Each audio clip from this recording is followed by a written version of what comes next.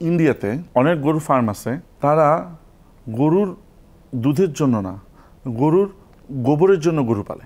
তো আমরা চিন্তা করলাম গরুর গোবরের জন্য গরু পালে তাদের পোষায়, তাহলে আমাদের তো তাহলে এই যে ল্যাপস রয়ে গেছে, তাহলে আমি যদি গরুর গোবর থেকে একটা বড় রেভিনিউ আর্ন করতে পারি তাহলে তো আমার প্রফিট নিশ্চিত।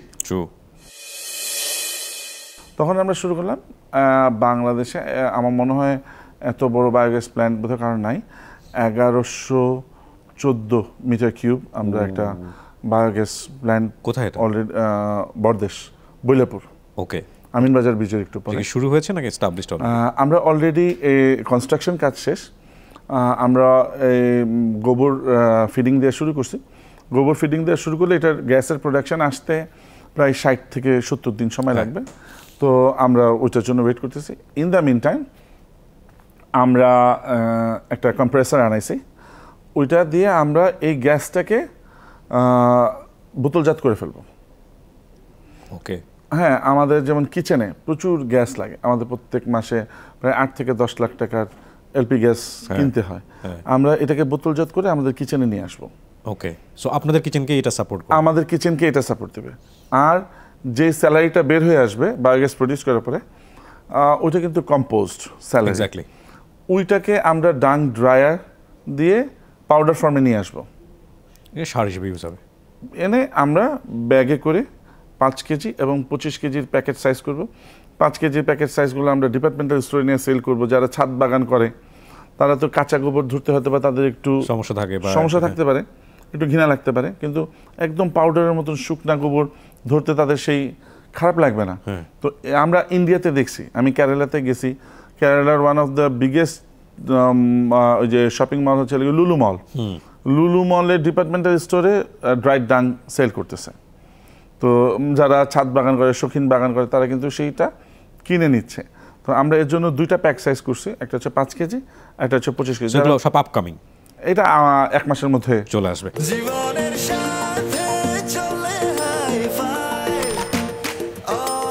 নিশ্চিন্তে খান স্বাস্থ্যকর অল টাইম পান, অল টাইম হেলদি লাইফ। গরুর আসলে কোনো কিছুই ফেলনা নয়।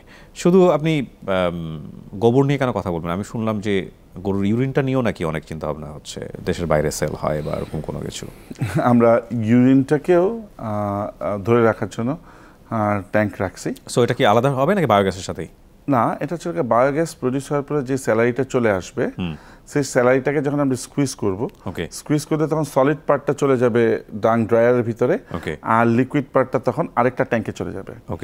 সেই লিকুইডটাকে হচ্ছে লেগে কিছু প্রোবায়োটিক্স দিয়ে প্রসেস করে যদি আমরা পুকুরে ছাড়ি তাহলে ও প্লাঙ্কটন তৈরি করবে।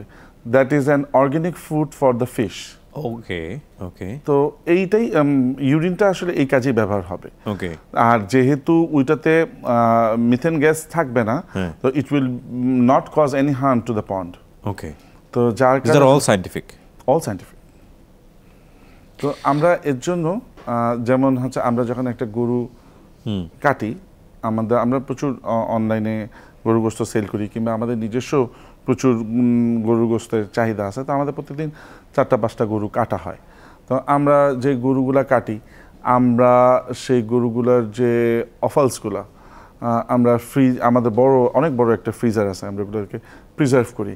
যেমন হচ্ছে পেনিস, টেস্টিস, তারপরে হচ্ছে ইউরিন ব্লাডার, তারপরে হচ্ছে এইরকম আরও কিছু ওয়েস্টেজ আছে যেগুলো আজ থেকে 8-10 বছর আগে ডাস্টবিনে ফেলে দেওয়া হতো।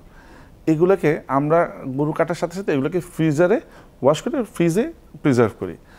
তো অন্যান্য কষাইয়ের দোকানে এই পেনিস কিংবা এই টেস্টিস কিংবা এই ইউরিন ব্লাডার ওরা যে দামে সেল করে, আমি কিন্তু তার থেকে 3 গুণ বেশি দামে সেল করি।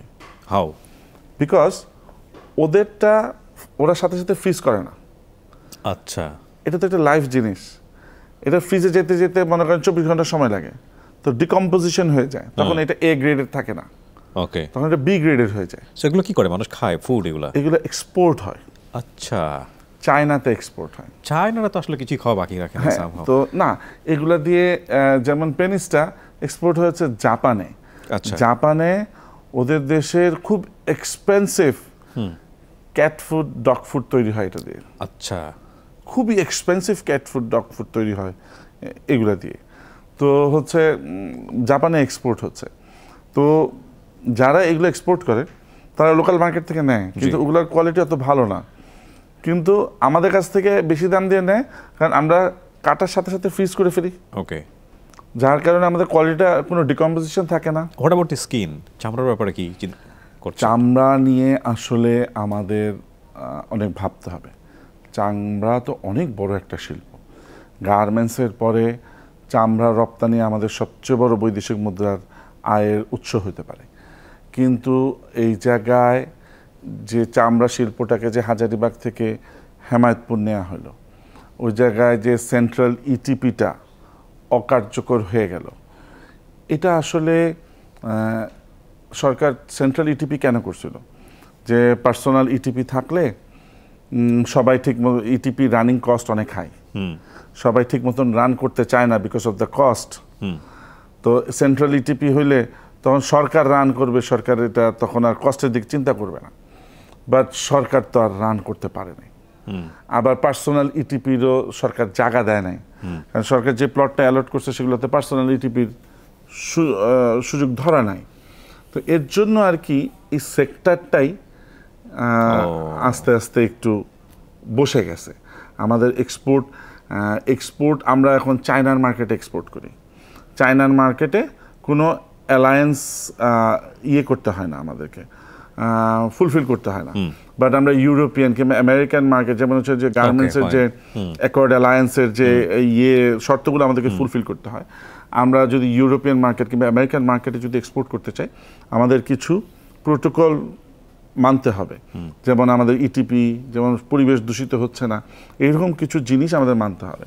এখন এগুলো আমরা ফুলফিল করতে পারতেছি না, এর জন্য আমরা ইউরোপিয়ান আমেরিকান ইয়েগুলা আমরা ধরতে পারতেছি না। তো যার কারণে আমাদের চামড়ার দামটা আমরা কম পাচ্ছি।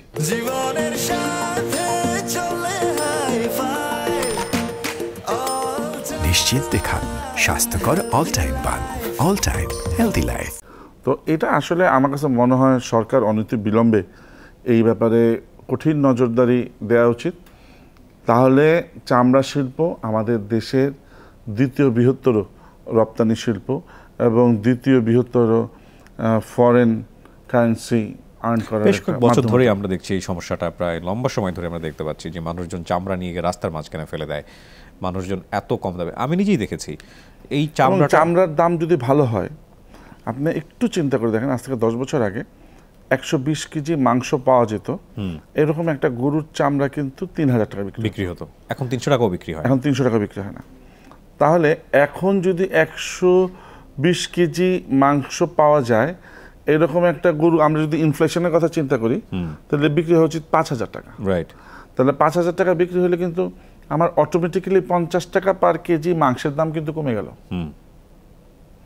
আমরা যদি গরুর চামড়াটা ভালো দামে বিক্রি করি, আমরা যদি এই যে আমি অফালসগুলোর কথা বললাম, এগুলাকে যদি আমরা সাথে সাথে ফ্রিজে সংরক্ষণ করি, ওগুলো যদি একটা ভালো দামে বিক্রি করতে পারি, তাহলে কি হলো, আমাদের কিন্তু মাংসের দামের উপরে চাপটা কমবে।